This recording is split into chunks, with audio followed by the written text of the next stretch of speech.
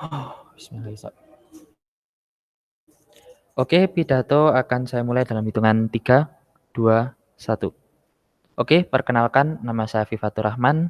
Saya dari Universitas Dinamika dan bertindak sebagai pembicara pertama tim pemerintah penutup, dan di sini saya juga akan merespon tentang respon dari tim oposisi pembuka dengan mosi pemerintah mensubsidi secara proporsional program studi di universitas negeri berdasarkan tingkat keterserapan lulusan mereka di dunia kerja. Ada beberapa poin yang ingin saya sanggah dan ingin saya tanyakan terhadap tanggapan dari tim oposisi pembuka tadi. Yang pertama, mereka bicara soal semua program studi yang membutuhkan fasilitas. Tetapi mereka tidak menjelaskan fasilitas apa yang dibutuhkan dan hanya berfokus di bagian sosial dan humaniora. Kita bisa mengerti bahwa semua program studi pasti membutuhkan yang namanya fasilitas. Tetapi kita tidak bisa memukul secara rata fasilitas apa yang dibutuhkan dari program studi tersebut.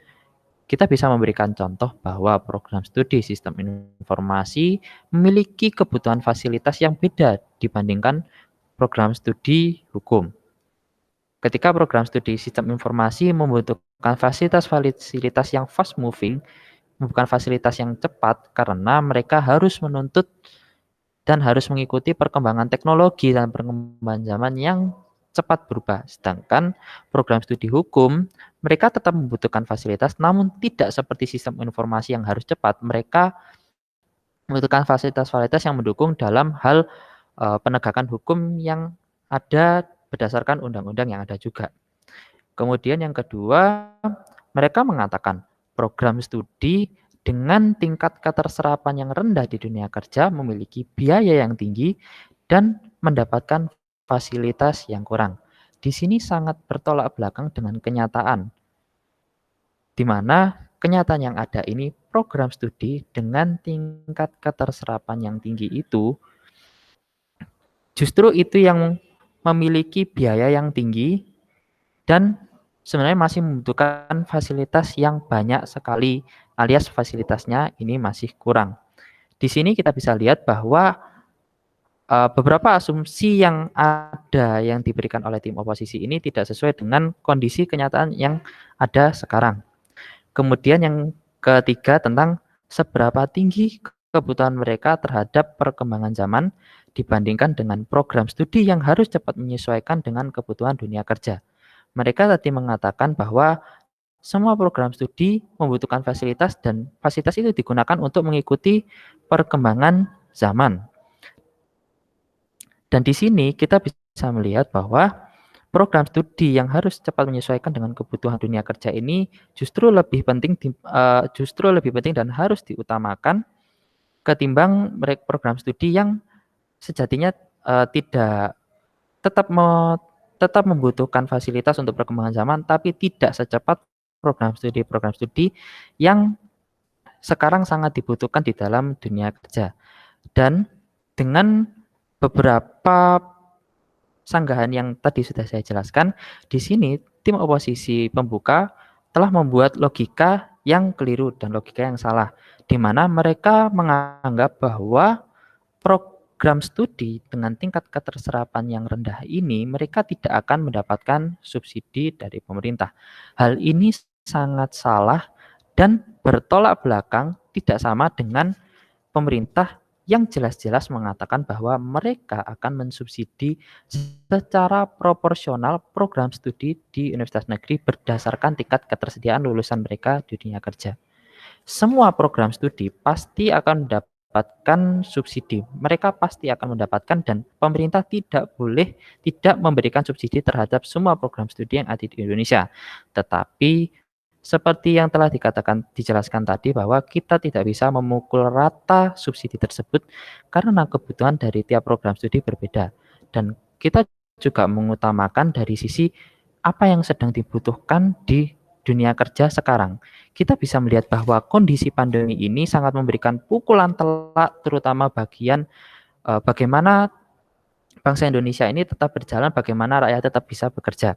Dan di sini dengan ditambahkan beberapa permasalahan, yakni beberapa poin, yaitu anggaran kita juga terbatas, kita harus memanfaatkan anggaran tersebut di beberapa bagian yang benar-benar pasti sudah memberikan peluang terhadap kebutuhan-kebutuhan yang dibutuhkan.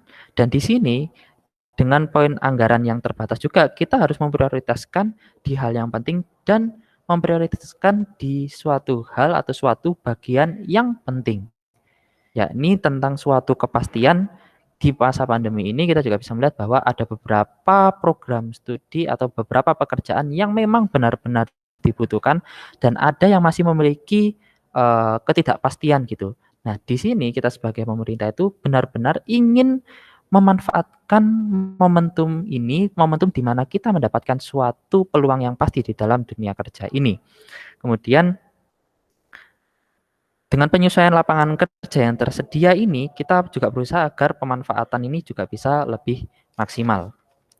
Dan yang terakhir, kita juga selalu melakukan analisa, kita melakukan studi banding, kita melakukan riset terhadap kebutuhan-kebutuhan yang benar-benar dibutuhkan dari program studi sesuai dengan tingkat keterserapan kerja ini. Sesuai dengan sesuai dengan tujuan negara Indonesia yang sekarang terus memberikan pengertian bahwa negara Indonesia ini membutuhkan sumber daya manusia yang benar-benar siap kerja. Dimulai dari ulang tahun Republik Indonesia yang ke-70 yaitu dengan slogan Ayo Kerja. Ulang tahun Indonesia yang ke-71 dengan slogan Kerja Nyata, 72 dengan Kerja Bersama, 73 dengan Kerja Kita, kemudian 74 dengan SDM Unggul Indonesia Maju, dan 75 dengan slogan Indonesia Maju ini. Di sini kita bisa melihat bahwa memang tujuan pemerintah utama yaitu bagaimana memanfaatkan segala sumber yang ada dan keterbatasan yang ada untuk mencapai suatu pemerintah dan suatu negara dengan memajukan sumber daya manusia yang ada, dan juga bagaimana tentang menerapkan dan menyerap sumber tenaga kerja di Indonesia sebanyak-banyaknya. Terima kasih. Sekian, terima kasih.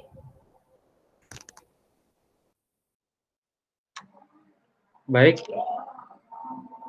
terlebih dahulu perkenalkan, nama saya Anan Wibisono selaku pembicara kedua dari tim pemerintah penutup, dan saya akan memulai pidato saya dalam 3, 2, 1.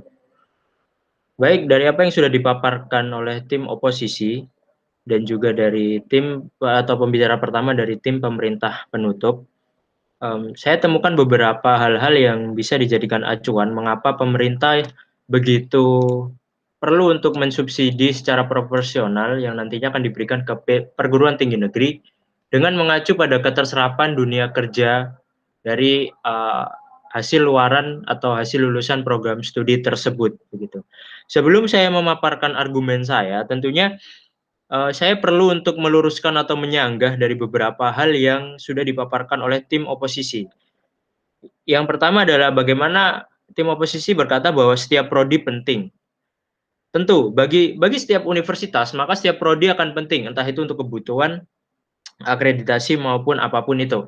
Akan tetapi, yang perlu digarisbawahi di sini bahwasanya tidak semua prodi itu dapat disamaratakan kebutuhannya, begitu. Dan kita semua tahu bahwasanya kebutuhan sarana prasarana pun gitu. Bagi program studi yang membutuhkan banyak sarana dan prasarana, dan juga bagi program studi yang membutuhkan lebih banyak dukungan fasilitas yang menunjang mereka untuk dapat terus berkembang, ini berbeda dengan program studi yang ternyata kebutuhan sarana dan prasarananya hanya cukup sebatas seperti perpustakaan dan sebagai macamnya itu. Tentunya jika kita mengambil contoh, kita bandingkan dengan program studi yang berkelindan di dunia teknologi maupun teknik, justru membutuhkan banyak sekali benda-benda atau barang-barang atau ruangan-ruangan atau laboratorium yang tentunya berbeda dengan program studi yang berkelindan atau mereka berfokus pada ilmu-ilmu sosial maupun juga humaniora. Maka dari itu, tentunya ini menjadi sangat penting untuk kita garis bawahi bahwasanya kita tidak mengenyampingkan prodi atau membeda-bedakan prodi, hanya akan tetapi kita mencoba untuk melakukan rasionalisasi dalam pembagian subsidi, begitu. Kemudian yang kedua, tim oposisi berkata bahwasanya dengan skema subsidi yang diberikan dengan mengacu pada keterserapan dunia kerja, ternyata menurut tim oposisi adalah keuntungan jangka pendek. Padahal dengan skema pembagian subsidi secara proporsional berdasarkan keterserapan di dunia kerja ini juga bisa menghasilkan sebuah sifat evaluatif, yang artinya jika memang keterserapan di dunia kerja dalam jangka waktu 5 tahun ke depan ini adalah di dunia teknologi, maka pemerintah akan memberikan subsidi secara proporsional terhadap program studi yang berkelindan di dunia teknologi. Nah, di sini akan memunculkan juga sifat turunan, yaitu fleksibilitas. Nah, di mana fleksibilitas ini yang menjadi acuan kuat, di mana pemerintah dapat melakukan langkah-langkah visioner atau langkah-langkah persiapan terkait kebutuhan dalam keterserapan dunia kerja. Sehingga jika tim oposisi berkata bahwa dengan skema subsidi seperti ini pemerintah tidak visioner, justru itu salah dan berbanding terbalik atau kontradiktif dengan apa yang sudah diupayakan oleh pemerintah. Karena di situ terlihat jelas bahwa sifatnya akan begitu fleksibel terkait dengan mengacu pada keterserapan dunia kerja yang sedang terjadi di hari ini maupun juga di masa mendatang. Kemudian akan saya sampaikan terkait argumen kami gitu. Bahwasanya jika kita mengacu pada revolusi industri 4.0, maka keterserapan di dunia kerja akan mengacu pada dunia atau bidang teknologi. Dan kita tahu bahwa ketika berbicara bidang teknologi tentu membutuhkan sarana dan prasarana yang begitu mahal dan juga begitu memiliki nilai ekonomis yang tinggi.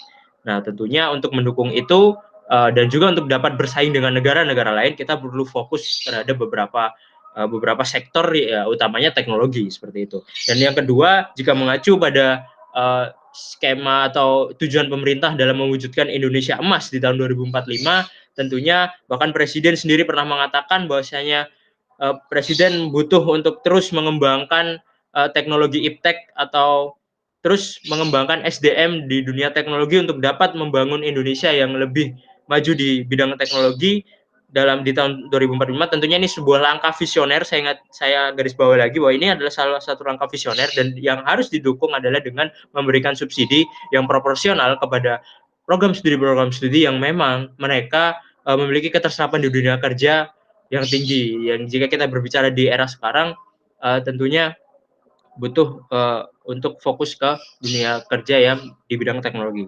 Nah, kemudian adalah tim yang ketiga adalah argumen kami, tim oposisi berkata bahwasanya ada prodi yang kurang populer juga butuh apresiatif. Nah, ini salah sekali bahwasanya kita berbicara soal keterserapan dunia kerja, bukan soal populer atau tidak populer. Bisa saja prodi yang memang kurang populer karena masih baru, namun juga dibutuhkan di dunia kerja atau keterserapan dunia kerjanya begitu tinggi, tentunya akan mendapatkan subsidi yang secara proporsional dari pemerintah. Untuk itu, saya rasa kita dapat mengambil kesimpulan bahwasanya terkait persoalan subsidi ini sudah jelas bahwasanya negara memiliki tujuan jangka panjang untuk mengelola secara baik lulusan-lulusan dari perguruan tinggi yang memang memiliki keterserapan dunia kerja. Dan juga kami tidak menemukan proposal dari tim oposisi yang bisa atau dapat memberikan contoh nyata dan cenderung mengawang-awang terkait dari apa yang mereka sanggah. Dan tentunya tim oposisi kurang dapat memahami secara detail bagaimana skema subsidi secara proporsional ini diberikan. Terima kasih.